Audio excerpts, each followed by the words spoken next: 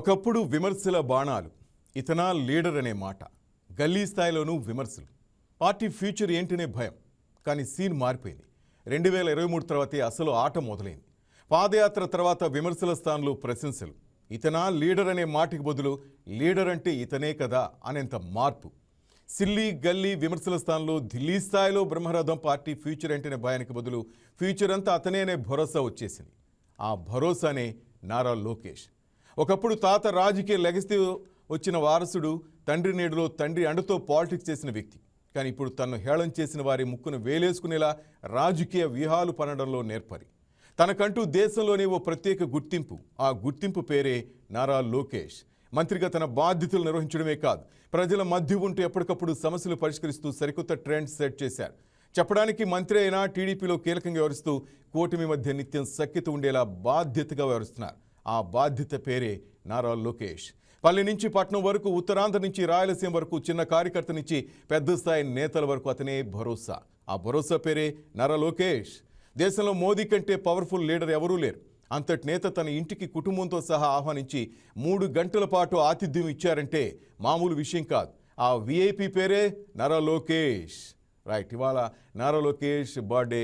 అందరూ తమ యువ నేత కోసం ఈరోజు ఏమేమి కార్యక్రమాలు చేశారో మనం అంతా చూస్తూనే ఉన్నాం, టీవీలో కనిపిస్తూనే ఉన్నారు. ప్రతి ఒక్కరు కూడా ఆయన ఆల్రెడీ వాళ్ళకి ఆదేశాలు ఇచ్చారు. ఎవరు ఆర్భాటంగా చేయదు, దయచేసి ప్రజలకు ఉపయోగపడే కార్యక్రమాలు చేయండి ఆయన ఇచ్చిన పిలుపు మేరకు ప్రతి ఒక్కరు ప్రతి జిల్లాలోనూ అదేవిధంగా టీడీపీ నేతలు అటువంటి కార్యక్రమాలే చేపట్టారు. రైట్, నేను చెప్పినట్టుగా గల్లీ నుంచి ఢిల్లీ వరకు అతను ఎటువంటి విమర్శలు ఎదుర్కొన్నారో మనం చూసాం. ఈరోజు ఆయన ఏ స్థితిలో ఉన్నారో మనం చూస్తున్నాం. నారా లోకేష్ గురించి మనం చర్చించుకుందాం. మనతో పాటు అనలిస్ట్ నల్లమోతు శ్రీధర్ గారు మనతో పాటు ఉన్నారు. అలాగే ఏపీ కమ్మ కార్పొరేషన్ డైరెక్టర్ అజయ్ సజ్జా గారు మనతో పాటు ఉన్నారు. సార్, ఇద్దరికి వెల్కమ్ టు వైకే న్యూస్ చెప్తాం. సార్, ముందు అజయ్ మీ దగ్గరికి వచ్చే ముందు, ఎందుకంటే మీ పార్టీ తరఫున మీరు మీ సార్ని పొగుడుతూనే ఉంటారు, శ్రీధర్ గారి దగ్గరికి వెళ్దాం. శ్రీధర్ సార్, మీరు చూసిన లోకేష్ అప్పటికిప్పటికీ తేడా ఏంటి? ఓపెన్గా మాట్లాడతారు కాబట్టి ముందు మీ దగ్గరికి వచ్చాను సార్. మీరు దగ్గర నుంచి చూస్తున్నారు కాబట్టి ఏ విధంగా అనిపిస్తుందో చెప్పండి. శ్రీనివాస్ గారు, వాస్తవంగా ఒకప్పుడు నారా లోకేష్ ఎంత వివక్షకు గురయ్యారు అన్నది నేను కళ్ళగా చూస్తున్నాను. వాస్తవంగా వివక్ష గురి కావటం అంటే దూరం నుంచి చూసే వ్యక్తికి వచ్చేటప్పటికే ఒక వ్యక్తి జడ్జిమెంటల్ స్వభావంతో ఉంటూ ఉంటారు. ఏముందిలే, దానికి చాలా కారణాలు ఉంటాయి. ఏముంటుందంటే వాళ్ళకి నచ్చిన పార్టీనో లేదా సంథింగ్ ఏముందే చంద్రబాబు నాయుడు గారి తర్వాత ఇంకేముంటుంది, ఈ టైప్ ఒక రకరకాల ఒపీనియన్స్ అన్ని కూడా చాలా చీప్ గా ఉంటాయండి. ఎప్పుడు కూడా అభిప్రాయాలు చాలా బలహీనంగా ఉంటాయి. కాకపోతే దురదృష్టవశాత్తు చాలా మంది నారా లోకేష్ ఎందుకు పనికిరాడు అది ఇది అని చెప్పేసి టైప్ ఆఫ్ ఒపీనియన్స్ వ్యక్తపరిచున్నారు. సో అప్పట్లో తనకి ఎక్స్పోజర్ కూడా పెద్దగా ఉండకపోవడం వలన, ఎక్కడైనా ఎక్స్పోజర్ ఉన్నా కూడా దాన్ని తన యొక్క కసి ఇదంతా పీపుల్కి అర్థం కాకపోవడం అనేది మనం చూసుకుంటవచ్చు. కానీ అప్పటికి ఇప్పటికీ వాస్తవం ఒక లీడర్గా ఎదగాలనుకున్న వ్యక్తికి కొన్ని ప్రస్ఫుటమైన లక్షణాలు కావాలి. ఆ లక్షణాలు ప్రపంచంలో ఎంతో మంది లీడర్స్ ని మనం చూస్తే కనుక కొందరు లక్షణాలను సముపార్జించుకొని, అందిపుచ్చుకొని, నేర్చుకొని, ప్రజల్లోకి వెళ్ళేసి భావ వ్యక్తీకరణ తగ్గించి అన్నిటిని మెరుగుపరుచుకొని పూర్తిగా లీడర్స్ గా తయారైన వాళ్ళు ఎవరైతే ఉన్నారో వాళ్ళు చరిత్రను సృష్టించారు. ఎవరైతే గనక అవకాశం వచ్చినా కూడా తమను తాము మెరుగుపరుచుకోలేకపోయిన వాళ్ళు వచ్చేటప్పటికే అవకాశాలు పోగొట్టుకొని ఎందుకు పనికిరాని విధంగా పూర్తిగా కూడా జనాలు మర్చిపోయేలాగా తయారవడం చూస్తున్నాం. ఇది ఎక్కడ మాత్రమే కాదు, ప్రపంచవ్యాప్తంగా జరుగుతున్న సాగులు ఇది. సో ఒక లీడర్కి ఏం కావాలి ప్రస్ఫుటంగా అంటే కనుక ముఖ్యంగా ప్రజల్లోకి వెళ్ళినప్పుడు ఒక్కొక్క ప్రాంతంలో ఒక్కొక్క రకమైన భాష ఉంటుంది, ఒక్కొక్క యాస ఉంటుంది, అక్కడ కొన్ని సమస్యలు ఉంటూ ఉంటాయి. ఆ సమస్యల గ్రౌండ్ లెవెల్ అండర్స్టాండింగ్ కావాలి. ఉదాహరణకి ఒక అచ్చంపేట ఒక ఏరియాకి వెళ్ళారనుకోండి, ఉదాహరణకి శ్రీకాకుళం అనే ప్రాంతంకి వెళ్ళారనుకోండి, శ్రీకాకుళం యాస అర్థం చేసుకోవటము, అక్కడ స్థానిక సమస్యలు అర్థం చేసుకోవటము, ఒక్కసారి వెళ్ళటం కాదు, మళ్ళీ వెళ్ళినప్పుడు అక్కడ ప్రజలు వచ్చేటప్పటికి పోయినసారి వచ్చినప్పుడు నారా లోకేష్ గారు ఈ విధంగా మాట్లాడారు, ఈసారి మమ్మల్ని పట్టించుకోలేదు, అది మర్చిపోయారు అని చెప్పేసి ఎక్స్పెక్టేషన్ ఉండే అవకాశం ఉంటుంది. అంటే ఒక లీడర్కి ఏం కావాలి, కేవలం వెళ్ళి మనుషులను కలవటం మాత్రమే కాదు, అక్కడ సమస్యలను అర్థం చేసుకోవటము, వాటిని గుర్తు పెట్టుకోవటము, నెక్స్ట్ టైం మళ్ళీ వెళ్ళినప్పుడు అవి ఎంతవరకు వచ్చినాయో వాటిని ట్రాక్ చేసి తెలియటం. వీటన్నిటిని మనం చూస్తే తన పాదయాత్ర అప్పటి నుంచి యువగళ దగ్గర నుంచి కూడా ప్రజల్లోకి వెళ్ళే సందర్భాలు అక్కడ మాట్లాడే విషయాలు కానీ అక్కడ స్థానిక సమస్యలను తీసుకోవటం కానీ వాళ్ళతో మమేకం కావటం కానీ ప్లస్ వాటిని గుర్తు పెట్టుకొని వాటిని ట్రాక్ చేయడం కానీ మనం కళ్ళారా చూడొచ్చు. కనీసం 100% పూర్తి కాకపోయినా కనీసం 10% గుర్తు పెట్టుకోవటం అనేది అత్యంత ముఖ్యమైన విషయం అండి. ఎందుకంటే education it may take some time. So అదొకటే లీడర్ లో మనం నారా లోకేష్ గారిలో ప్రస్ఫుటంగా అది కనపడుతూ ఉంటుంది. సో ప్రజలు అప్పుడు ఓన్ చేసుకుంటారు, స్వంతం చేసుకుంటారు. మా వాడు నా సమస్యలు గుర్తు పెట్టుకున్నాడు, నా ప్రాంతానికి వచ్చాడు, నాతో కలిసి తిరిగాడు అని చెప్పేసి సొంతం చేసుకునే స్వభావం లీడర్ కావాలి. రెండోది పార్టీ పటిష్టం చేయడం. ఎందుకంటే ప్రజలకు సంబంధించిన ఒక విషయం అయితే కనుక పార్టీ అనేది అత్యంత కీలకమైనది. కార్యకర్తల దగ్గర నుంచేసి యువత దగ్గర నుంచేసి ప్రతి ఒక్కళ్ళని సమన్వయపరుచుకుంటూ పార్టీ ఏ సందర్భంలో కూడా రూట్స్ తో సహా బలంగా ఉండాలి అనే విధంగా తయారు చేయాలి అంటే కనుక చంద్రబాబు నాయుడు గారు ఉన్నారు కదా, ఆయనకు విజన్ ఉంది కదా, ఆయన కనుక జనాలు ఉంటారు అని వదిలేయచ్చు. అంటే తమ తర్వాత ఏది పెద్ద మనిషిగా ఉన్న వ్యక్తి ఆధారంగా నాదేముందిలే జస్ట్ హ్యాపీగా పార్టీ నడిచిపోతుందని చెప్పేసి అనుకోని కాకుండా నెక్స్ట్ ఎప్పటికైనా తెలుగుదేశం పార్టీని బలంగా నిలబట్టాలి అనే సంకల్పంతో పార్టీలో ప్రతి ఒక్కళ్ళని కూడా ఆయన సమన్వయపరిచే విధానం. సహజంగా నేను పార్టీలకు అతీతంగా చాలా దూరంగా ఉంటూ ఉంటాను శ్రీనివాస్ గారు.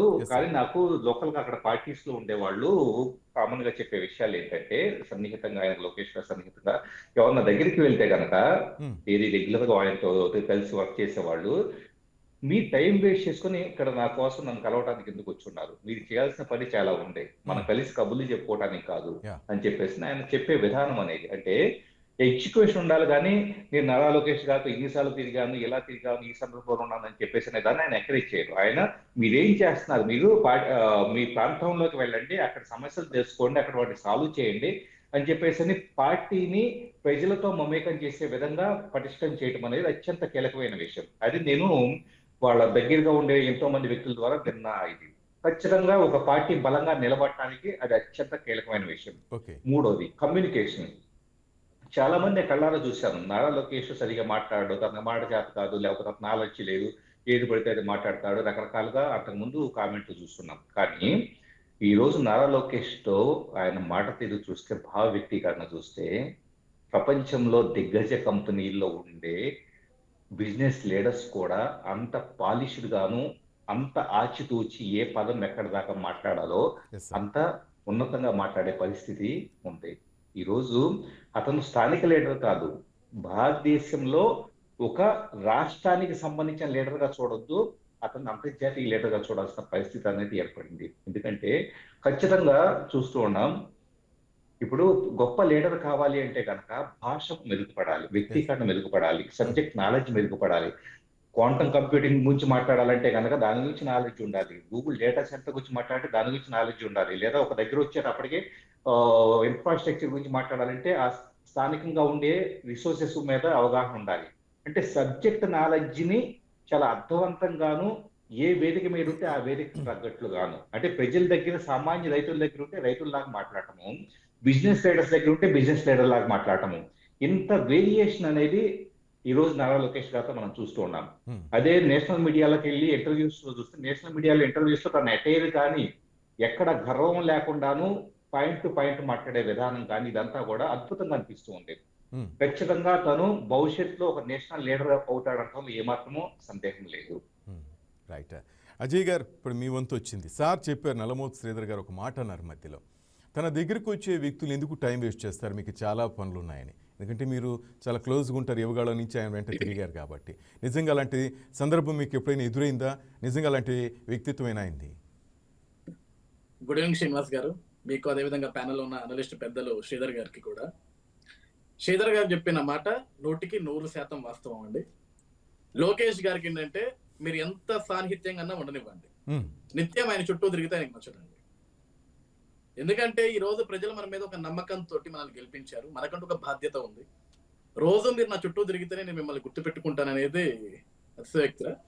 ఒకసారి చూస్తే గుర్తు పెట్టుకునే మనసు నాది. నేను ఒక అంశం గుర్తు చేస్తాను శ్రీనివాస్ గారు మీకు. యాక్చువల్ గా లోకేష్ గారు పాదయాత్రలో నెల్లూరు జిల్లాలోకి అడుగుపెట్టిన తర్వాత మేము పాదయాత్ర కంటిన్యూషన్ ఫాలో అవుతున్నాం సార్ తోటి. నెల్లూరు జిల్లాలో డే 1 ఒక యంగ్స్టర్ వచ్చి లోకేష్ గారిని కలిసి ఫోటో దిగి నడకదారిలో కలిశాడు, ఫోటో దిగాడు. మళ్ళీ సెకండ్ డే కాకుండా థర్డ్ డే వచ్చాడు అతను. ఓకే.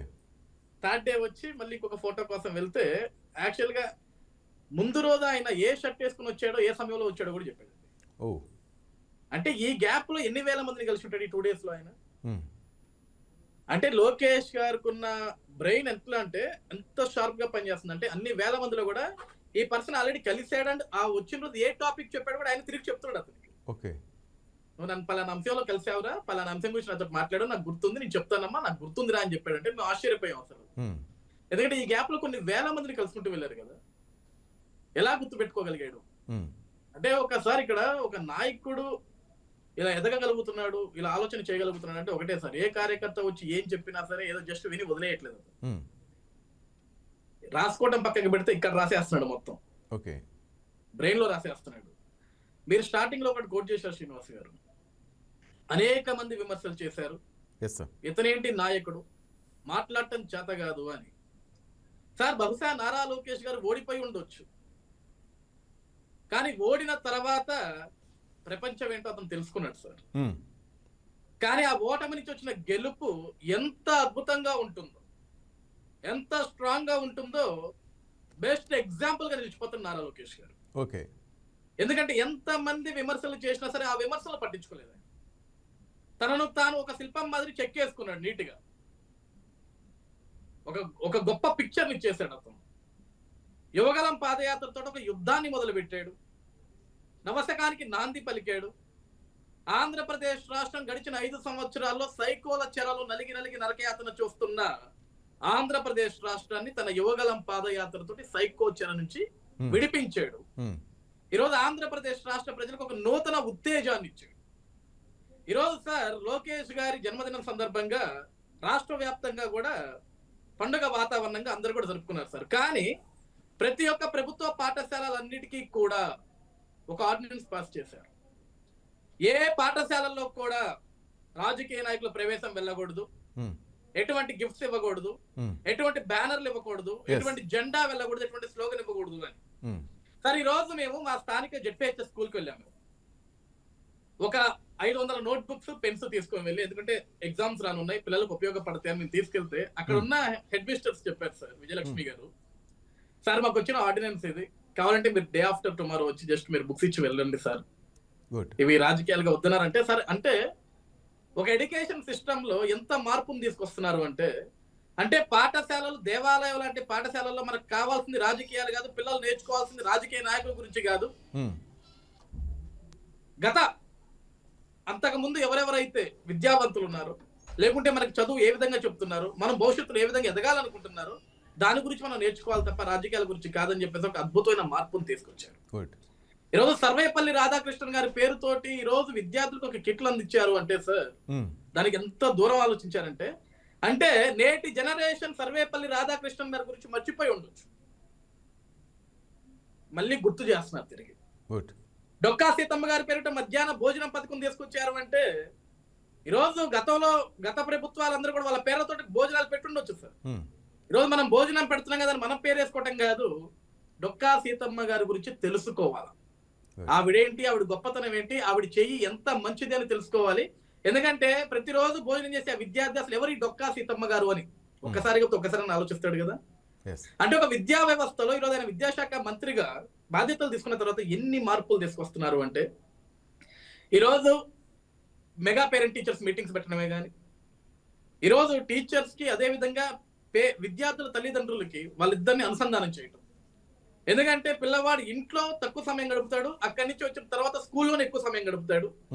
కాబట్టి తల్లిదండ్రులకు ఎంత బాధ్యత ఉందో పాఠాలు చెప్పే అధ్యాపకురాలకు కూడా అంతే బాధ్యత ఉంది. కాబట్టి బిడ్డల్ని కన్నా బిడ్డల్లాగా చూసుకోవాలి అని చెప్పేసి అదొక ఆలోచన. ఈ రోజు ఆయన వచ్చిన తర్వాత మెగా డిఎస్సి నిర్వహించారు సార్. 16,000కి పైగా పోస్టులు ఇవ్వడం జరిగింది. గతంలో ఏ వ్యక్తులు అయితే సార్ మేము అనేక సార్లు చూసాం శ్రీనివాస్ గారు, ఆయన అనరాని మాటలు, అనగోడిన మాటలు, అనేక విధాలుగా మాటలను ఏ రోజు పట్టించుకోలేదు. కానీ ఈ రోజు అతని పేరు తలుచుకుంటేనే భయపడేలాగా చేశాడు Nara Lokesh. We are proud to say that. ఎందుకంటే ఏ వ్యక్తికి రాజకీయం చేత కాదని చెప్పారు, ఏ వ్యక్తికి మాట్లాడటం చేత కాదని చెప్పారు, ఏ వ్యక్తికి నడకటం చేత కాదని చెప్పారో, ఈరోజు ఆ వ్యక్తి పేరింటేనే భయపడుతున్నారు. సార్ ఈరోజు దేశంలో ఎక్కడికి వెళ్ళినా, ఏ ప్రపంచ దిగ్గజం దగ్గరికి వెళ్ళినా, ఏ ఐటీ కంపెనీ దగ్గరికి వెళ్ళినా, ఏ CEO దగ్గరికి వెళ్ళినా సరే సార్ ఎంత అద్భుతంగా మాట్లాడుతున్నారంటే, ఇందాక శ్రీధర్ గారు ఒక మాట చెప్పారు, శ్రీకాకుళం జిల్లాకి వెళ్తే శ్రీకాకుళం యాస అర్థం కావాలి, వాళ్ళ సమస్యను అర్థం చేసుకోవాలి, వినటమే కాదు ఆ సమస్యని పరిష్కరించాలి అని.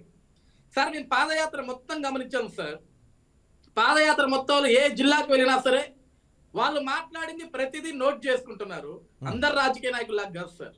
నోట్ చేసుకున్న ప్రతి అంశాన్ని మళ్ళీ దాన్ని రీకరెక్ట్ చేసుకొని వాళ్ళకి న్యాయం చేసేలాగా చేసి, గతంలో మనం వాళ్ళకి మాట ఇచ్చాం, ఈరోజు దాన్ని క్లియర్ చేసామని చెప్పేసి దాన్ని చాలా ఎగ్జాంపుల్ గా చాలా క్లారిటీగా చూపించుకుంటూ వస్తున్నారు.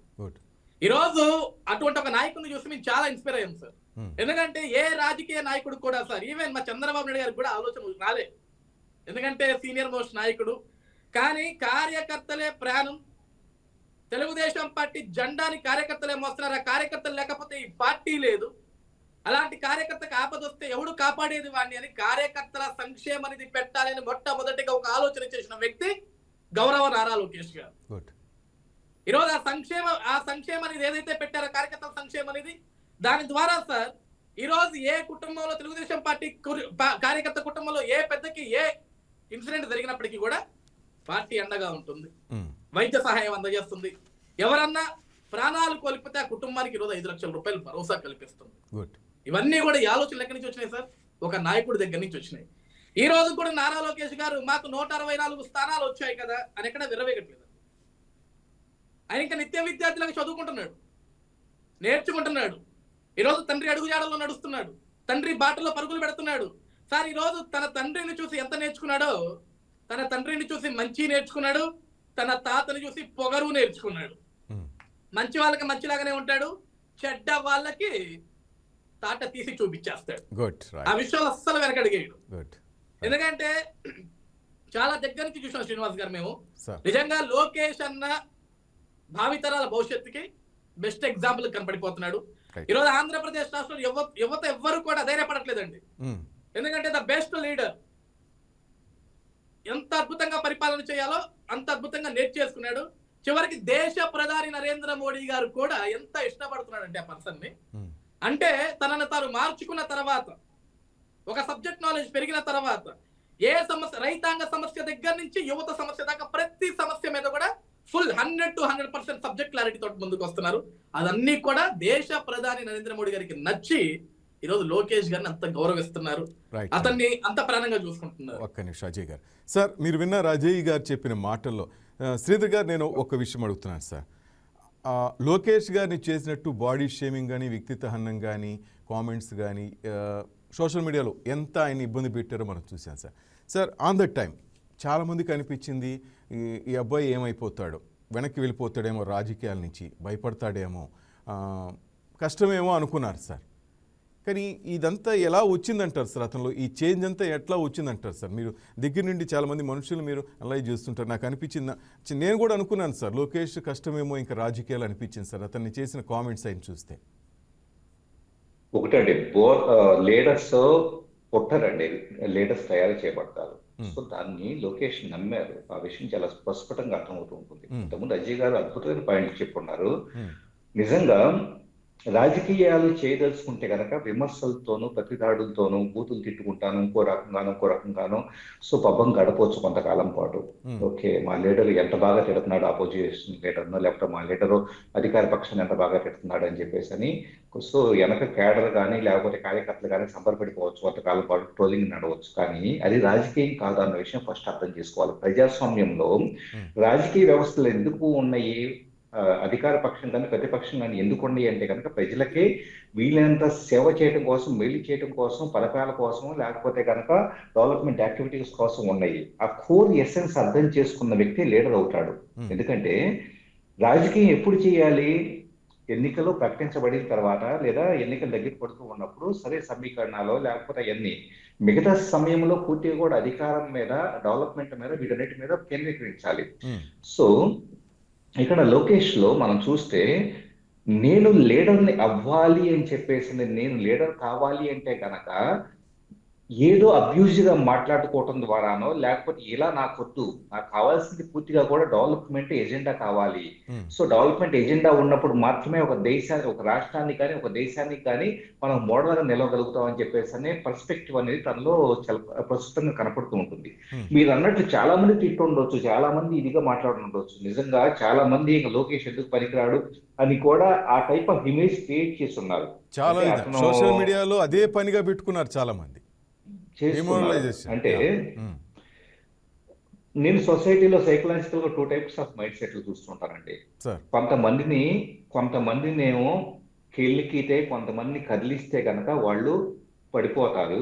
ఉమ్, ఇక ఎందుకు పనికి రాకుండా మూలలో కూర్చొని ఇక నా వల్ల కాదనుకుంటారు. ఉమ్, కొంతమంది కెలకటం తప్పు. ఎందుకంటే ప్రశాంతంగా కాముగా ఉన్న వ్యక్తిని కెలిగితే కనుక ఉమ్, ఇంకా అది ఆగదు. అది ఆ టైప్ ఆఫ్ మైండ్ సెట్స్ ని నాట్ ఓన్లీ పాలిటిక్స్ ని జీవితంలో చాలా మందిని చూస్తున్నాను. ఉమ్, సో ఒక రకంగా చెప్పాలంటే కానీ వ్యక్తిగతంగా కూడా నా మైండ్ సెట్ కూడా అదే. ఓకే. ఏంటంటే మీరెవ్వరు కలగకపోతే నేను ప్రశాంతంగా ఉంటా, మీరు ఓకే. గెలికారంటే కనుక నేనేంటో చూపిస్తా. ఉమ్, ఆ టైప్ ఆఫ్ నేచర్ నేను లోకేష్ లో నేను చూస్తున్నాను.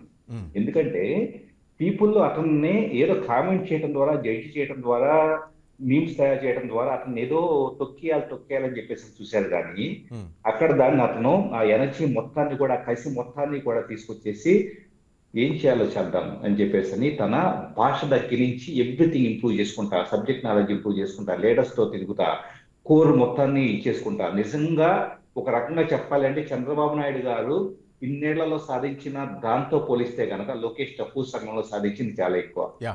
చాలా గర్వంగా తెలుగుదేశం పార్టీ అనేది ఎస్. ఖచ్చితంగా మీసాలు మెలేసి చెప్పుకోగలిగిన విధంగా ఉంది. ఎందుకంటే తెలుగుదేశం పార్టీ చంద్రబాబు నాయుడు గారి తర్వాత ఏమైపోతుందని చెప్పేసి చాలా మంది బాధపడ్డారు. అవును సార్. ఏమైపోయింది ఈ పార్టీ ఉండదని చెప్పేసి. ఈ రోజు లోకేష్ గారు 100% ఈ పార్టీని ఎంత గొప్పగా తీర్చిదిద్దుతారో అని చెప్పేసి అనేది. ఇంకొకటి మోడర్న్ ట్రెండ్స్ కి తగ్గట్లుగా, సాంప్రదాయకమైన రాజకీయాలు కాదు, కొత్తగా ఏదైతే గనక ప్రపంచం మారుతుందో, ఆర్టిఫిషియల్ ఒక పక్క టెక్నాలజీ, ఒక పక్క ఇన్ఫ్రాస్ట్రక్చర్, ప్రపంచంలో అన్ని దేశాలు, అన్ని ప్రాంతాలు కూడా పోటీ పడుతూ ఉన్నాయి ఏది తమ ప్రాంతాల అభివృద్ధి కోసం. సో అలాంటప్పుడు మన ప్రాంతాన్ని ఒక దేశంలో ఒక చిన్న ముక్క అయినా కూడా ఈ ముక్కను మళ్ళా డెవలప్ చేద్దాం అని చెప్పేసి దాన్ని మొత్తం ప్రపంచంతో పోటీ పడి చేయగలిగిన విధంగా చంద్రబాబు నాయుడు గారి కంటే కూడా ఇది పెద్ద ఛాలెంజింగ్ టాస్క్ అండి. ఎందుకంటే ఆయన రాజకీయాల్లోకి వచ్చినప్పుడు ఎంత పోటీ లేదు, ఎంత ఇది లేదు, అయినా కూడా అప్పుడుండే సమస్యలు ఆయన ఫేస్ చేసుకుంటూ వచ్చున్నారు. కాబట్టి తక్కువ టైంలో చాలా ఫాస్ట్ గా అచీవ్ చేయడం అనేది ఇది ఒక మైల్ స్టోన్ గా నిలుస్తూ ఉంటుంది. నిజం చెప్పాలి అంటే కనుక భవిష్యత్తులో ఇక్కడ ఏదన్నా వేరే వాళ్ళు రాజకీయ పార్టీ పెట్టాలి, జనాల్ని విడగొట్టాలను, లేదా కులాలు మతాలుగా విడగొట్టేసి మేము పబ్బుగా సంపాదించుకోవచ్చు అని ఇంకో రకరకాలుగా ప్లాన్ చేస్తే వేయొచ్చేమో. కానీ ఎవరు ఎన్ని వేసినా కూడా లోకేష్ టైప్ లో నాలెడ్జ్ పెంచుకోకపోతే, తనలాగా హార్డ్ వర్క్ చేయకపోతే, తనలాగా డెవలప్మెంట్ ఎజెండా లేకపోతే, తనలాగా అందరితో మమేకం అవటం చేయకపోతే గనక ఎవరెన్ని పార్టీలు పెట్టినా కూడా 100% టీడీపీ భవిష్యత్తుగా అయితే ఏమాత్రం డోకా లేదా. నిన్న దావోస్ సంబంధించి కూడా ఆయన ఒక కామెంట్ చేశారు సార్. అక్కడి నుంచే 3 డీలకు అనుగుణంగా ఏపీని తీర్చిదిద్దుతున్నాం. దావోస్ కూడా డిఏ సార్. ఒకటి డిజిటలైజేషన్, ఏఐ డేటా సెంటర్ల నుంచి డిజిటల్ పబ్లిక్ ఇన్ఫ్రాస్ట్రక్చర్ వరకు. 2 డీకార్బనైజేషన్ అన్నారు సార్ ఆయన. 160 గిగావాట్ల పునరుత్పాదక శక్తి సామర్థ్యం ఏపీకి ఉంది. భారత్లోని తొలి గ్రీన్ అమోనియా టెర్మినల్ అందుబాటులోకి రాబోతుందని చెప్పారు. 3ది డీగ్లోబలైజేషన్, గ్లోబల్ సప్లై చైన్స్కు సమతుల్యతను తిరిగి తీసుకురాన్నామంటూ ధైర్యంగా చెప్పారు సార్. అంటే చాలామంది ఏదేదో మాట్లాడేస్తారు, దావోస్కి ఇలా చేసామని, కానీ ఒక పక్కా క్లారిటీతో వెళ్తున్నట్టు అనిపిస్తోంది సార్ లొకేషన్ చూస్తే. రైట్? ఖచ్చితంగా అండి. ఎందుకంటే ఇక్కడ ఇన్ఫ్రాస్ట్రక్చర్ పాయింట్ ఆఫ్ వ్యూలో ఇప్పుడు మన వైజాగ్ కి గూగుల్ డేటా సెంటర్ వచ్చినప్పుడు కూడా చాలా మంది ఏది పడితే మాట్లాడుతూ ఉన్నారు, మాట్లాడారు. కానీ వాస్తవంగా ఇక్కడ ఓవరాల్ ప్రపంచవ్యాప్తంగా ఎకనామిక్ కండిషన్స్ మనం చూస్తే కనుక వివిధ దేశాల్లో వచ్చేటప్పటికి ఒక సెంట్రలైజ్డ్ కాదు, ఒక యుఎస్ దగ్గర నుంచి అంతా చైనాను కూడా దాటి భారత్ వైపు చూసే పరిస్థితులు ఈరోజు ఏర్పడుతూ ఉన్నాయి. ఎందుకంటే అక్కడక్కడ లోకల్ ఎకనామిక్ కండిషన్స్ బేస్ చేసుకొని. సో అలాంటప్పుడు ఎవరైతే ఫస్ట్ అవకాశాన్ని ప్రపంచాన్ని తమ వైపు ఆకర్షించుకుంటారో అలాంటి ప్రాంతము, అలాంటి దేశం వచ్చేటప్పటికి తన లీడ్ లో ఉంటుంది. సో దాన్ని సక్సెస్ఫుల్ గా లోకేష్ చేయగలిగి ఉన్నారు. అందుకని వివిధ దేశాలు తిరుగుతూ నేతలు తిరుగుతూ ఇక్కడ ఉండే ఆపర్చునిటీస్, ఇక్కడ ఉండే రిసోర్సెస్, నేచురల్ రిసోర్సెస్ దగ్గర నుంచి ఎలాంటి ఇన్ఫ్రాస్ట్రక్చర్ క్రియేట్ చేయగలుగుతూ ఉంటాం, గ్రీన్ ఎనర్జీ, వీటన్నిటి గురించి. ఎందుకంటే ఈ రోజు ఎనర్జీ అనేది మోస్ట్ ఇంపార్టెంట్ థింగ్. ఆ ఎనర్జీ రీప్రొడ్యూస్ చేయడం అనేది దాన్ని విపరీతంగా వాతావరణానికి పర్యావరణానికి ఇబ్బంది కలగకుండా డిమాండ్ పెరుగుతూ ఉందే, ఆ డిమాండ్కు తగ్గట్లుగా పర్యావరణానికి ఏమాత్రం హాని చేయకుండా ఎనర్జీని ప్రొడ్యూస్ చేయడం అనేది మోస్ట్ ఛాలెంజింగ్ ఫ్యాక్టర్ అండి. రెండోది, డేటా సెంటర్స్ వచ్చినా ఇంకోటి వచ్చినా కూడా ఇక్కడ higher cooling mechanisms, cooling systems అన్నింటినీ కూడా అడ్వాన్స్డ్ వీటిలో, అంటే మొత్తం హీట్ మొత్తాన్ని కంప్లీట్ చేసే మెకానిజమ్స్, ఇలాంటి వీటన్నిటి మీద కూడా వాళ్ళు ఫోకస్ చేస్తూ ఉన్నారు. ఇంకొకటి, రోడ్లు, ఎవ్రీ ఇన్ఫ్రాస్ట్రక్చర్, అంటే ఎనర్జీ తగ్గించి అక్కడ లోకల్ గా ట్రాన్స్పోర్ట్ ఫెసిలిటీస్ దగ్గర నుంచి ఎవ్రీ ఇన్ఫ్రాస్ట్రక్చర్ ఫోకస్ చేస్తే సప్లై చైన్ మెకానిజమ్స్. ఇక్కడ ఏదో పెద్ద కంపెనీ తీసుకురావటం కాదు. ఉదాహరణగా మీరే ఒక ఫోన్ లో ఉండే ఒక చిన్న కాంపోనెంట్ కి, ఒక మెమరీ మాడ్యూల్ కు కెమెరా మాడ్యూల్ ను తయారు చేసే యూనిట్ అనకాపల్లిలోనూ ఉందనుకోండి, మీకు చిన్న ఎగ్జాంపుల్ గా. సో దానిని గ్లోబల్ సప్లై చైన్ లో ఏ షామీ వాళ్ళు, ఏ సామ్సంగ్ వాళ్ళు, ఏ ఐఫోన్ వాళ్ళు మీ దగ్గరికి వచ్చేసి, సో ఈ యొక్క పార్ట్ అందరికంటే మీరు క్వాలిటీగా ఇస్తున్నారు, తక్కువ రేటుకి ఇస్తూ ఉన్నారు, కాబట్టి can you supply to our ఏది మా ప్రొడక్షన్ మెకానిజం అని చెప్పేసి అడిగేలాగా ఈ అసోసియేషన్, కంప్లీట్ అసోసియేషన్, చిన్న పార్ట్స్ ను కూడా ఇంటర్నేషనల్ మెకానిజం లోకి, సప్లై చైన్ దీంట్లోకి తీసుకెళ్ళగలిగే విధంగా ఆయన విజన్ ఉంది. ఇది నిజంగా ఇంత లోతు తెలియకుండా పైపైన మాట్లాడుకునే వాళ్ళకే అర్థం కదా. సప్లై చైన్ అంట ఆయన ఏదో మాట్లాడుతున్నాడు, సో ఆయన 4 పటికట్టు పదాలు పట్టుకుని ఆయన ఇది చేస్తున్నాడు అని చెప్పేసి కామెంట్ చేస్తే కామెంట్ చేయొచ్చు, లోతు తెలిసిన వాళ్ళకే. అందుకనే బిజినెస్ మ్యాగజైన్స్ కానీ, ఇండస్ట్రియలిస్టులు కానీ, బిజినెస్ లీడర్స్ కానీ లోకేష్ ఎందుకు ఇష్టపడతారంటే కనుక the way he has understanding about everything which he deals. Yes sir, yes sir. Ajay garu, మీ దగ్గరికి మరొక విషయం ఎత్తబోతున్నాను. మీ సార్ బర్త్డే మీరంతా గ్రాండ్గా చేశారు. ఆయన చెప్పిన విధంగా చూస్తున్నాం, అందరికీ వికలాంగుల నుంచి ప్రతి ఒక్కరి పేదవారికి సహాయ కార్యక్రమాలు అంతా బాగుంది. కానీ 2 రోజుల నుంచి మీరు చూడొచ్చు ఎటువంటి ప్రెస్ మీట్స్ పెట్టారు. రెడ్ బుక్ రాజ్యాంగం అమలు చేస్తున్నారు, మేము వస్తే ప్రతీకారం అనేది ఏ విధంగా ఉందో చూపించబోతున్నాం అన్నారు. అలాగే పీపీపీకి సంబంధించి మా బెదిరింపులకు భయపడే ఎవరు టెండర్లు వేయలేదన్నారు. అంటే ఒక బెదిరింపు టైపే నిన్నంతా 2 రోజులు ప్రెస్ మీట్లు సాగాయి సార్. కానీ మీ సార్ ఏమో సైలెంట్గా బర్త్డే చేసుకుంటున్నారు, అయితే దావోస్కి వెళ్ళారు, మీ పని ఏదో మీరు చేసుకుంటూ పోతున్నారు. భయం అంటూ ఏమనిపించట్లేదు సార్? ఆయన మళ్ళీ పాదయాత్ర కూడా స్టార్ట్ చేస్తా అంటున్నారు. శ్రీనివాస్ గారు, మీకు చిన్న ఎగ్జాంపుల్ చెప్తాను సార్. మనం ఏదైతే రాష్ట్రానికి పరిశ్రమలు తీసుకొస్తున్నామో ఈ మధ్యకాలంలో, మనం ఆ పరిశ్రమలు తెచ్చిన దాని గురించి మాట్లాడుతుంటే జగన్మోహన్ రెడ్డి గారు క్రెడిట్ చోరీ అని చెప్పేసి ఒక కొత్త పదాన్ని తీసుకొచ్చారు. సార్, మేము రాజకీయంగా అనేక మాటలు మాట్లాడుతున్నాం, ఏమని ఆ కంపెనీలు మేము తీసుకొచ్చాము, ఫలానా సమయంలో తీసుకొచ్చామని మేము ఆన్సర్ ఇవ్వాలని చూస్తున్నాం. కానీ లోకేష్ గారు జస్ట్ ఒక సింగిల్ వర్డ్ తోటి ఆన్సర్ తీసేశారు. క్రెడిట్ చోరీ అంటున్నాడు కదా, క్రెడిట్ జగన్మోహన్ రెడ్డికి కావాలా? తీసేసుకోమనండి, మాకు ఎటువంటి క్రెడిట్ వద్దు. జగనే పునాది వేసాడా? మేము ఆ పునాది మీద బిల్డింగ్ కడుతున్నాం, దాంట్లో ఇన్ఫ్రాస్ట్రక్చర్ బిల్డ్ చేస్తున్నాం, యువతకు ఉద్యోగ అవకాశాలు కల్పిస్తాం, మాకు ఎటువంటి క్రెడిట్ అవసరం లేదు, మాకు పని జరగాలి. దానికంటే బెస్ట్ ఆన్సర్ ఏది ఉండదు సార్. ఇంకా ఎందుకంటే జగన్మోహన్ రెడ్డి గారు 100 సార్లు ప్రెస్ మీట్ పెట్టి క్రెడిట్ చోరీ అనుకున్నప్పటికీ కూడా మేము కూడా అదే, మాకు ఎటువంటి క్రెడిట్ అవసరం లేదు, ఆగిపోయిన వ్యవస్థను కొనసాగించాలనేది మా ఆలోచన. జగన్మోహన్ రెడ్డి గారి లాగా మేమేం కోల్చలేదు, పరిశ్రమల్ని పారదోలలేదు, భయపడేలాగా చేయలేదు. ఈ రోజు కూడా జగన్మోహన్ రెడ్డి గారు ఏమిస్తున్నారు? వార్నింగ్స్ ఇస్తున్నారు. రేపు నేను వస్తే ఏది ఉండనివ్వను అని. ఒక్కసారి నిన్ను చూసిన జనం 151 అని విర్రవీగిన నిన్ను ఈరోజు 11కు పడేసి కనీసం ప్రతిపక్ష స్థానం కూడా లేకుండా ఈరోజు నాకు అసెంబ్లీలో సమయం ఇవ్వండి, నాకు ప్రతిపక్ష హోదా స్థాయి కల్పించడానికి అడుక్కునే స్థాయికి ఈరోజు నువ్వు దిగజారిపోయావు కదా. అయినా నీకు ఇంకా బుద్ధి జ్ఞానం రాకుండా బెదిరిస్తా, కూల్చేస్తా, తరిమేస్తా అంటే ప్రజలు ఎలా నమ్ముతారు శ్రీనివాస్ గారు? అతను ఇంకా ఈ రోజు లోకేష్ గారు పాదయాత్ర, జగన్మోహన్ రెడ్డి గారు తన పాదయాత్ర గురించి 1.5 సంవత్సరం తర్వాత చేయాల్సిన పాదయాత్ర గురించి నేను మాట్లాడాడు ఆయన. సార్, బెటర్ ఆ పాదయాత్ర గురించి మనం ఎంత తక్కువ మాట్లాడుకుంటే అంత మంచిది. ఈ రోజు జగన్మోహన్ రెడ్డికి ఉన్న స్ట్రాటజీ ఏంటంటే 1.5 సంవత్సరం తర్వాత మొదలుపెట్టే పాదయాత్ర ఆయన ఈ రోజు ప్రజల్లోకి తీసుకొచ్చి ఇప్పుడు మాట్లాడితే అందరూ దాని గురించి చర్చించుకోవాలని ఒక ఆలోచన జగన్మోహన్ రెడ్డి. సో మేమేమనుకుంటున్నాం అంటే సార్, ఒకసారి నువ్వు పాదయాత్ర చేసావు, ప్రజల్లో అధికారంలో లేనప్పుడు అధికారం కోసం పాదయాత్ర చేశావు, ఆ రోజు నీ పాదయాత్రలో నీ వెంట మీ అమ్మగారు నడిచారు, నీ సోదరు నడిచింది, నిన్ను నమ్ముకున్న వ్యక్తి, నీతో పాటు కుడిభుజంగా ఉండి నీతో పాటు 16 నెలలు జైలు జీవితం గడిపిన విజయసాయి రెడ్డి గారు కూడా నడిచాడు. పాదయాత్ర రూట్ మేము మొత్తం ఆయనే చేశాడు. అదే విజయసాయి రెడ్డి గారు ఏం చెప్పారు సార్, జగన్ భవిష్యత్తులో ముఖ్యమంత్రి అవ్వడు, కూటమిని విడదీయలేకపోతే జగన్ అసలు అవ్వడు, జగన్ పక్కన ఉన్న కూటమి వల్ల జగన్ నాశనం అయిపోతాడు తప్ప బాగుపడడు అని చెప్పాడు. ఈరోజు నేను ఇంకొకరు జగన్ ఓడిపోతాడని చెప్తే మా మీద విమర్శలు చేయొచ్చు సార్. విజయసాయి రెడ్డి గారి కంటే ఎక్కువగా జగన్మోహన్ రెడ్డి గారి గురించి ఎవరికి తెలియదు, ఆ పార్టీ గురించి కూడా ఎవరికి తెలియదు. ఎందుకంటే ఆ పార్టీ పెట్టిన దగ్గర నుంచి ఈవెన్ జైల్లో వాళ్ళ సావాసం, అవినీతిలో వాళ్ళ సావాసం, సూట్ కేసు కంపెనీలో వాళ్ళ సావాసం, దోచుకోటలో వాళ్ళ సావాసం, దాచుకోటలో వాళ్ళ సావాసం, వాళ్ళిద్దరికి బాండింగ్ ఎవరికి ఉండదు. అటువంటి విజయసాయి రెడ్డి చెప్పాడు కదా నిన్న బయటకు వచ్చి. సో మేము కూడా ఏం చెప్తున్నాడు శ్రీనివాస్ గారు, జగన్మోహన్ రెడ్డి గారు ఏం యాత్ర చేసుకుంటాడో మాకు అవసరం సార్, మేము దాని గురించి పట్టించుకో, మాకు అవసరం కూడా లేదు. మాదంతా ఒకటే పాలసీ, ఒకటే స్టైల్, లోకేష్ గారు స్టైల్ మాదంతా కూడా. మేము చేస్తున్న పని ప్రజల్లోకి వెళ్ళాలా, ప్రజలకు మంచి జరగాల, మేము తీసుకొచ్చే పరిశ్రమల వల్ల రాష్ట్రంలో యువతకు ఉద్యోగ అవకాశాలు లభించాలా, మాకున్న ధ్యేయం 20 లక్షల ఉద్యోగ అవకాశాలు కల్పించాలా రాష్ట్రంలో యువతకి. ఆంధ్రప్రదేశ్ రాష్ట్రంలో యువత పక్క రాష్ట్రాలకు వెళ్ళకూడదు, మన రాష్ట్రంలోనే స్థిరపడాలా.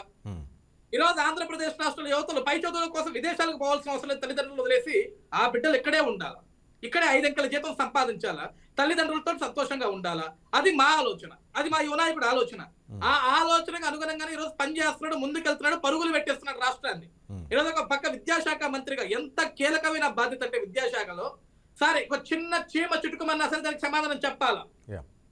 కానీ 19 నెలల కాలంలో విద్యా వ్యవస్థలో విద్యాశాఖలో అనేకమైన మార్పులు తీసుకొచ్చి ఎంత పకిడ్బద్ధంగా, ఎంత ప్రతిష్టాత్మకంగా ఆ శాఖను తీసుకుని నడిపిస్తున్నారో మనందరికీ తెలుసు, మా అందరికీ తెలుసు, మన అందరం చూస్తున్నాం. ఒక పక్క ఐటీ శాఖ మంత్రిగా రాష్ట్రానికి పరిశ్రమలు తీసుకొచ్చే విషయంలో ఎంత అద్భుతంగా మాట్లాడుతున్నారు, ఎంత అద్భుతంగా వాళ్ళని ఈరోజు కమ్యూనికేట్ అవుతున్నారు, వాళ్ళతోటి వాళ్ళని ఒప్పిస్తున్నారు. మీరు ఆంధ్రప్రదేశ్ రాష్ట్రానికి రండి అని. సార్ సింపుల్ సార్, మొన్న కూడా ఏదైతే మనం 99 పైసలకి టీసీఎస్ కి భూములు ఇస్తున్నాము, గూగుల్ కి భూములు ఇస్తున్నాము అని చెప్పేసి వైఎస్ఆర్సీపీ వ్యక్తులు కొంత దిగజారే విధంగా విమర్శలు చేస్తున్నారు లోకేష్ గారు. దానికి ఆయన కూడా సమాధానం చెప్పాడు, ఇస్తా 99 పైసలకే ఇస్తా. సార్ ఇక్కడ ఒక విషయం అర్థం చేసుకోవాల్సింది ఏంటంటే శ్రీనివాస్ గారు, ఇక్కడ మనందరం కూడా లోకేష్ గారు పరిశ్రమలకు భూములు అమ్మట్లా, భూములు లీజుకి ఇస్తున్నాము, అలా పరిశ్రమ పెడుతున్నారు. ఆ పరిశ్రమ ద్వారా మనకు ఉద్యోగాలు వస్తున్నాయి, దాని ద్వారా రెవెన్యూ వస్తుంది. ఆ రెవెన్యూ వచ్చిన రెవెన్యూను మళ్ళీ ఆంధ్రప్రదేశ్ రాష్ట్రంలో ప్రజలకి మనం ఉపయోగిస్తున్నాం. గతంలో మాదిరి మనం ఏం భూముల్ని తనఖా పెట్టాల, ప్రభుత్వ ఆస్తులను తనఖా పెట్టి వచ్చిన డబ్బులతోటి పప్పు బెల్లాలు చేసి పంచుకొని మేము తినలా. గతంలో జగన్మోహన్ రెడ్డి చేసింది అవన్నీ కూడా.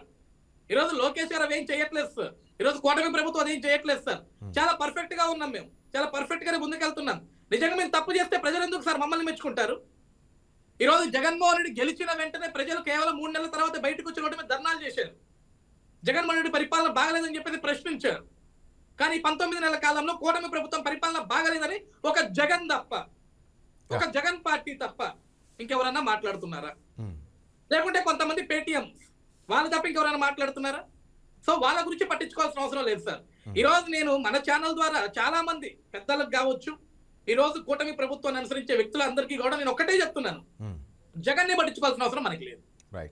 ఆయన విమర్శ చేస్తున్నాడు, మళ్ళీ మనం ప్రతి విమర్శ చేయాలా? ఆయన క్రెడిట్ చోరీ అంటున్నాడు, మళ్ళీ దాని గురించి మనం సమాధానం చెప్పాలా? సార్ జనానికి తెలుసు సార్, ఎస్పెషల్ మనం చెప్పక్కలేదు శ్రీనివాస్ గారు. పబ్లిక్ తెలుసు కాబట్టి, జనానికి తెలుసు కాబట్టి 151 ఉన్న జగన్ ని 11కి పడేశారు. ఏమీ తెలియకుండా అయితే జనం వేయలేదు కదా ఓట్లు మనకి. అతను ఏమి తీసుకురావాలన్న సంగతి జనానికి తెలుసు. అతని వల్ల ఏ కంపెనీ రాలేదు, ఏ పరిశ్రమ రాలేదని జనానికి తెలుసు. అతని వల్ల కనీసం గుంటలు పడ్డ రోడ్లో మట్టి కూడా పడలేదని జనానికి తెలుసు. పోలవరం ఒక్కడుగు ముందుకు వేయలేదని జనానికి తెలుసు. రాష్ట్రానికి రాజధాని లేకుండా చేశాడని జనానికి తెలుసు. రాష్ట్ర ప్రజలకు నరకయాత్రలు చూపించాడని జనానికి తెలుసు. అవన్నీ తెలుసు కాబట్టి జగన్ ని 11లో కూర్చోబెట్టారు, ప్రతిపక్ష స్థానం లేకుండా చేశారు.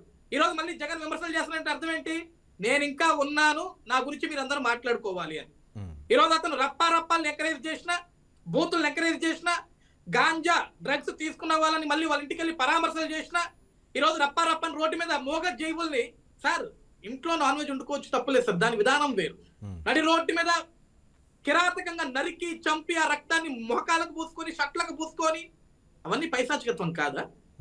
అవన్నీ చూస్తున్నప్పుడు ప్రజలకి జగన్ మెంటాలిటీ ఏంటో, జగన్ మానసిక స్థితి ఏ విధంగా ఉందో అర్థం కాదా? కాబట్టి ఈ రోజు అందరినీ వినియోగించుకునేది కూడా ఒకటే, జగన్ ఏదన్నా మాట్లాడుకునేవ్వండి, యాడికన్నా పోనివ్వండి, మనకు అనవసరం. మనం ఏం చేస్తున్నాం, ప్రజలకు మనం ఏం మంచి చేస్తున్నాం అది చెప్తే చాలు. శ్రీధర్ గారు ఎప్పటి నుంచో మిమ్మల్ని అడగాలనుకుంటాను సార్. ఈ సోషల్ మీడియాలో మీరు చూసుంటారు సార్ ఎంత శృతిమించిపోతున్నాయో పర్సనల్గా కానీ, అది మహిళలను కూడా మహిళలు లేదు, చిన్నపిల్లలు లేదు, వాళ్ళ ఇష్టం ఫేసులు మార్చేయటం లేకపోతే బూతులు తిట్టడం. వీటి మీద ఒక కమిటీ కూడా వేశారు సార్, ఆంధ్రప్రదేశ్ ప్రభుత్వం వేసింది, లోకేష్ గారు కూడా అంత భాగస్వామ్యం సార్. కానీ దానికి అడ్డుకట్ట మాత్రం పట్టడం లేదు సార్. మీకు తెలుసు ఈ సోషల్ మీడియాకి సంబంధించి మీరు టెక్నికల్గా ఎంత నిపుణులో నాకు తెలుసు సార్. ఏం సార్ ఇది ఇంతేనా? మనం రాను సోషల్ మీడియాలో ఈ యుద్ధాలు చూస్తూనే ఉండాలా? వీటికి అడ్డుకట్ట పడే అవకాశం ఫ్యూచర్లోనే ఈ లోకేష్ గారు చేస్తారా, లేక ప్రభుత్వాలు చేసే అవకాశాన్ని కనిపిస్తుందా? మనం కూడా చూస్తూ ఉంటామేనా? శ్రీనివాస్ గారు, వాస్తవంగా సోషల్ మీడియాని చట్టాల ద్వారాను విధానాల ద్వారాను మనం సరిచేయాలి అని చెప్పేసి అనేది సాధ్యపడదండి. ఎన్నో సందర్భాలు చెప్పుకుంటూ వస్తున్నా, దాదాపు 10 ఏళ్ల నుంచి చెప్పుకుంటూ వస్తున్నాను. ఎందుకంటే బ్యాస్ట్ కంటెంట్ దాన్ని మానిటర్ చేయాలన్నా, దాన్ని రెగ్యులేట్ చేయాలన్నా కానీ ఎక్కడో ఒక మూలలో ఉండే ఏదో ఊళ్ళో చిన్న గ్రామంలో ఉండేసి ఎవరో ఏదో పోస్ట్ చేస్తే కనుక దాన్ని కంటెంట్ మోడరేషన్ చేసే మెకానిజమ్స్ ఏవైతే ఉన్నాయో, అంటే ఫేస్బుక్, యూట్యూబ్ ఇలాంటి వాళ్ళు they simply apply machine learning algorithms. ఏం చేస్తారు, అప్లోడ్ చేసేటప్పుడు, షేర్ చేసేటప్పుడు దాంట్లో అబ్జెక్షనబుల్ కంటెంట్ ఉందా లేదా అన్నది వాళ్ళ కమ్యూనిటీ గైడ్ లైన్స్ ప్రకారము ఎనలైజ్ చేసేసి అప్పటికప్పుడు యాక్షన్ తీసుకుంటారు తప్పించేసి, తర్వాత దాన్ని అంటే వాళ్ళు ఎలాంటి ఫిల్టర్స్ పెడతారు అంటే కనుక ఏదో objectionable content, private parts, national integrity ఇలా కొన్ని గైడ్ లైన్స్ ఉంటాయి. వాటిని అంత సీరియస్ గా వాళ్ళు పట్టించుకోరు. అలాగని చెప్పేసి ఆయా ఫేస్బుక్, యూట్యూబ్, గూగుల్ వీళ్ళని కూర్చోబెట్టేసి మీరు మా దేశంలో మా ప్రాంతంలో ఇలాంటి కంటెంట్ ఉంటే మీరు మా ఊరుకోము కాబట్టి మీరు స్ట్రిక్ట్ గా అప్లై చేయాలని చేయడానికి కూడా స్కోప్ లేదు. ఎందుకంటే గతంలో ఐటీ మినిస్టర్ రవిశంకర్ ప్రసాద్ గారు అరౌండ్ 2016-19 టైంలో ఎన్నోసార్లు ఫేస్బుక్ వాళ్ళతో మీటింగ్ పెట్టున్నారు. ఏమని, మీరు మా దేశంలో ఇన్వెస్టిగేటివ్ ఏజెన్సీస్ సపోర్ట్ చేయాల్సి ఉంటుంది కాబట్టి అని చెప్పేసి, అంటే వాళ్ళు మాట వినిపించుకోవాలి. ఎన్నిసార్లు మీటింగ్లు పెట్టారు, నేను ఎన్నోసార్లు ట్రాక్ చేసుకున్నాను, అయినా కూడా వినిపించుకోవాలి. అంటే కాబట్టి ఇక్కడ అర్థమయ్యే విషయం ఏంటంటే, ఏ రెగ్యులేషన్ ద్వారానో మహా అయితే ఒక 10 మందినో 50 మందినో 100 మందినో పట్టుకుని శిక్షించగలుగుతారు తప్పించి జనాల కాన్షియస్నెస్ పెరగాలండి. ఇప్పటికి కూడా మన రాష్ట్రంలో అతిపెద్ద సమస్య ఏంటంటే, కాలేజీకి వెళ్ళే కుర్రాళ్ళు కానీ, యువతరం కానీ డెవలప్మెంట్ మీద నేను ఏం చదువుకుంటున్నాను, నా భాష ఎలా ఉంది, నా వ్యక్తీకరణ ఎలా ఉంది, నేను ఏయో పార్టీల కోసం, రాజకీయ నాయకుల కోసం బూతులు మాట్లాడేసి నా విలువను నేను పోగొట్టుకుంటూ ఉన్నాను. దీని బదులు నేను ఒక ఇంగ్లీష్ భాష నేర్చుకోవటమో, లేదా వ్యక్తీకరణ నేర్చుకోవటమో, సబ్జెక్ట్ డొమైన్ స్కిల్స్ నేర్చుకోవటమో చేసుకొని ఇక్కడ వచ్చే అవకాశాన్ని అందిపుచ్చుకొని ప్రభుత్వాలు వచ్చేటప్పటికి అంతర్జాతీయ సంస్థలు ఇక్కడ తీసుకొస్తూ ఉన్నాయి. వాటిలో ఒక ఉద్యోగం సంపాదిద్దామో లేదా స్కిల్స్ ఇంప్రూవ్ చేసుకుందామనే మైండ్ సెట్ కి పీపుల్, కుర్రాళ్ళు వెళ్ళకపోతే ఏం చేయగలుగుతారు చెప్పండి? ఎవరైనా కూడా సోషల్ మీడియాను రెగ్యులేట్ చేయాలని చెప్పేసి దాని మీద ఫోకస్ చేస్తూ ఆలోచిస్తున్నాం కానీ జనాలు యువతరం మొత్తాన్ని నాశనం చేస్తున్నారు. ఇంతకుముందు అజయ్ గారు అన్నట్లుగా రప్ప నరుగుతామని చెప్పేసి అని అంత లోయర్ కాన్షియస్నెస్ లోకి వెళ్ళిపోయేసి ఒక సాడిస్టిక్ టెండెన్సీస్ కి వెళ్ళిపోతే ఎవరు స్పాయిల్ అవుతున్నారు, ఎవరి జీవితం స్పాయిల్ అవుతుంది ఆలోచించండి. ఇప్పుడు రప్ప నరుగుతామనే వాడు ఒక ఎమోషన్ లో వెళ్తున్నాడు. అంటే ఎవరి కోసం వెళ్తున్నాడు? అది వాడి సొంత ఎమోషన్ కాదు, వాళ్ళ లీడర్ కోసం అని చెప్పేసి నేను ఆ లీడర్ని కాపాడుకుంటాను, ఆ లీడర్ నేను సపోర్ట్ ఉన్నాను అనే టెండెన్సీ కోసం వాడి సొంత జీవితాన్ని పక్కన పడేసేస్తున్నాడు. ఇప్పుడు వాళ్ళ ఇళ్లలో చూస్తే చాలా మంది గ్రామీణ ప్రాంతాల్లో ఉండే ఈ నాయకుల ఫాలోవర్స్ ఇళ్లలోకి వెళ్ళి చూస్తే తల్లిదండ్రులు కూలీ పనులకు వెళ్ళేసి కాళ్ళకు పుళ్ళు పడేసి వాళ్ళకి సరైన ఆర్థిక ఇది లేకుండా ఎట్లా పాటు కూడా బతుకుతా పిల్లలు చదువుకుంటారని చెప్పేసి అని వీళ్ళని ఇచ్చేస్తే వీళ్ళు ఈ టైప్ ఆఫ్ యాక్టివిటీస్ చేసుకుంటూ ఫోటోలు, వీడియోలు తీసుకొని ఫేస్బుక్ లో వీళ్ళని బూతులు తిట్టుకుంటూ వీళ్ళ లైఫ్ స్పాయిల్ చేసుకుంటున్నారు. కాబట్టి సోషల్ మీడియాని టెక్నికల్ గా రెగ్యులేట్ చేయాలని చెప్పేసి అత్యాసం మాత్రమే. రైట్. అది ఎందుకు అడిగానంటే సార్, మీరు చెప్తున్నట్టుగా ఒకవైపు ఇతను దూసుకెళ్తున్నారు విద్యాశాఖ మంత్రిగా, ఐటీ శాఖ మంత్రిగా, కానీ సోషల్ మీడియాని అస్త్రంగా పెట్టుకుని అవతల పార్టీ వాళ్ళు, నేను చెప్పనవసరం లేదా పార్టీ పేరు సార్, వాళ్ళు ఎంత దుమ్ము లేపుతున్నారో చూస్తున్నాం. ఈయన ఇంత కష్టపడి కూడా రేపు అది మైనస్ అవుతుందేమో, ఎదురు దెబ్బలు తగిలిన కొద్దీ రాటు తెలుతాడు లొకేషన్ నేను పెడుతున్నాను టాప్స్, కానీ ఎక్కడో ఒక భయం అంటూ ఆ పార్టీ కార్యకర్తలకి, నేతలకు కనిపిస్తూ ఉంది సార్. సోషల్ మీడియా ద్వారా వాళ్ళు చేస్తున్న విమర్శలకు వీళ్ళు చెక్కు పెట్టలేకపోతున్నారు, అంత అద్భుతంగా వాళ్ళు అందులో రాణిస్తున్నారు సార్. అందుకని నేను అడిగా ప్రశ్న. సార్ ఒక మాట చెప్పాలి అంటే, నాయకుల ద్వారా ప్రజలు మాట్లాడాలనుకుంటున్నాం కానీ ప్రజలు మారకపోతే కనుక నాయకులు ఎంత మంచి చేసినా కూడా ఉపయోగం లేదు. వేస్ట్ అది. ఎందుకంటే ఇప్పుడు ప్రజలు ఎవరి కోసం చేస్తున్నారు? రాత్రి పగళ్ళు కూర్చొని చంద్రబాబు నాయుడు గారు ఆ వయసులో రోజుకు ఒక 5-6 మీటింగ్స్, ఆ వయసులో సహజంగా చాలా మంది ఇళ్లలో కూర్చొని ఊరికి నాకా నొప్పులు ఈ నొప్పులు అని కూర్చునే టైప్ ఆఫ్ ఏజ్ అది. Yes so sir. అలాంటప్పుడు రాత్రి పగళ్ళు కూర్చొని తండ్రి కొడుకు మొత్తం పార్టీ మొత్తము పార్టీలో కార్యకర్తలు తగ్గించి అందరూ కూడా అంత వర్క్ చేసుకుంటూ వెళ్ళిపోతున్నారంటే కనుక ఎవరి కోసం చేస్తున్నారు? మీ భవిష్యత్తు కోసమే కదా. రాజకీయం చేయాలి తిట్టాలి అనుకుంటే కనుక రోజు కూర్చొని ఇప్పుడు ప్రెస్ మీట్ పెడుతున్నాను లోకేష్ అని చెప్పేసి పెట్టేసి అందరినీ పొద్దున్న ఛానల్ తిట్టుకుంటే లేడు అనుకోండి. ఏ ఛానల్ వాళ్ళు వెళ్ళరు చెప్పండి? అందరు వెళ్ళేసి లోకేష్ వాళ్ళని ఇలా తిట్టాడు అని చెప్పేసి హ్యాపీగా పబ్లిసిటీ చేస్తారు. అలా కూడా పబ్బం గడపవచ్చు. అయినా కూడా ఇది కాదు రాజకీయం. రాజకీయం అంటే కనుక అభివృద్ధి రాజకీయం అని చెప్పేసి కష్టపడుతుంటే అభివృద్ధి ఎవరికి రావాలి? అభివృద్ధి ఈ కుటుంబానికే కదా కావాల్సింది, ఈ యువతరానికే కదా.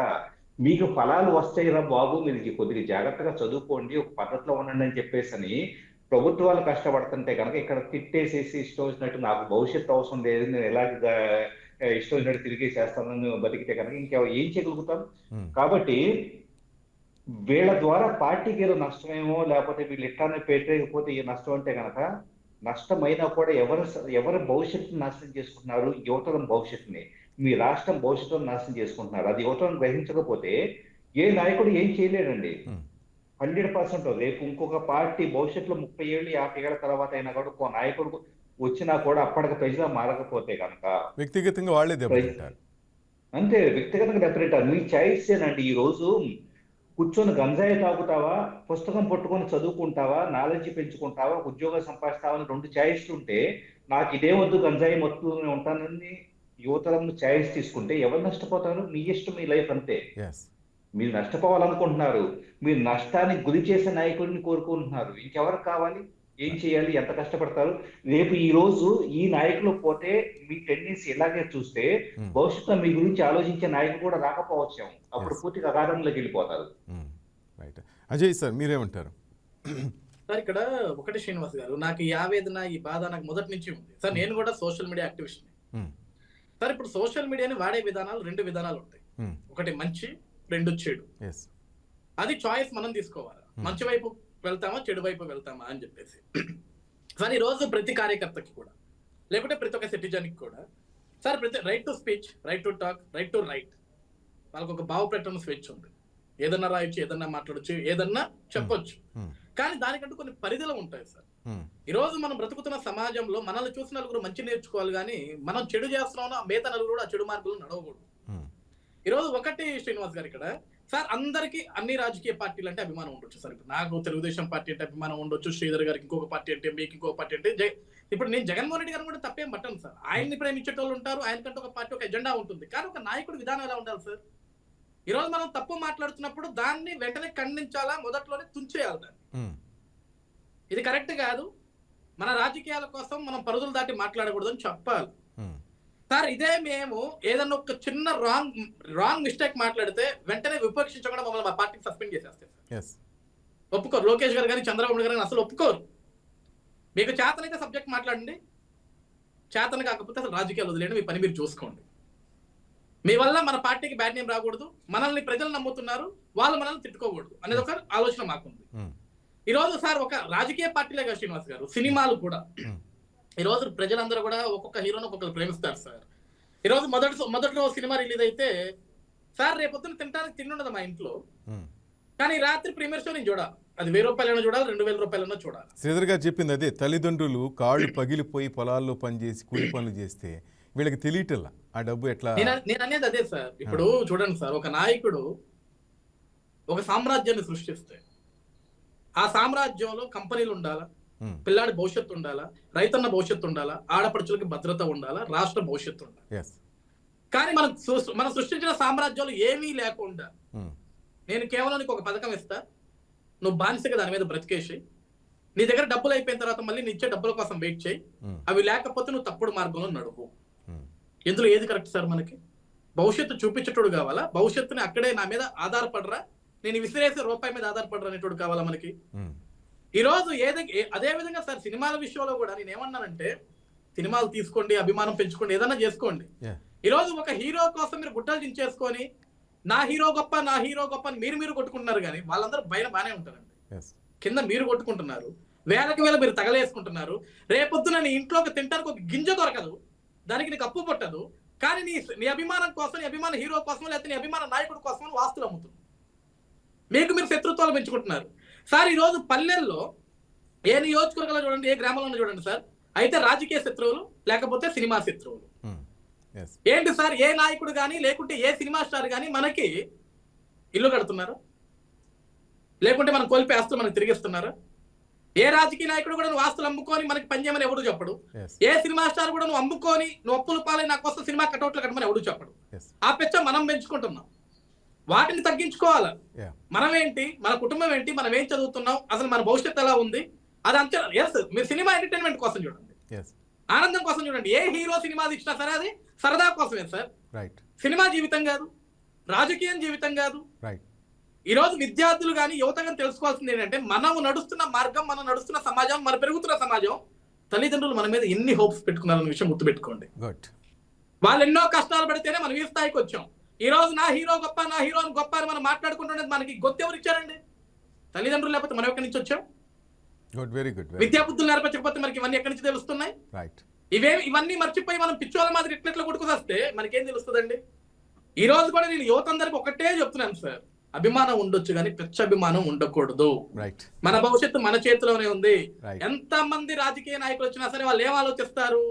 రాష్ట్రానికి ఒక మంచి చేయాలి, ఒక మంచి విత్తనం నాటాలి, ఆ విత్తనం ద్వారా పెరిగే చెట్టు ద్వారా వచ్చే ఫలాలు అందరికీ అందేలా ఉండాలని రాజకీయ నాయకులు ఆలోచిస్తే, ఆ ఫలాన్ని ఏ విధంగా మనం సంపాదించుకోవాలి, వాటిలో మనం ఆ ఫలాన్ని ఏ విధంగా ఒలుచుకొని తినాలని ఒక ఆలోచన చదువుకునే విద్యార్థికి ఉండాలి, యువతకు ఉండాలి. రాష్ట్రంలో ఆ బాధ్యత మన మీద ఉంది.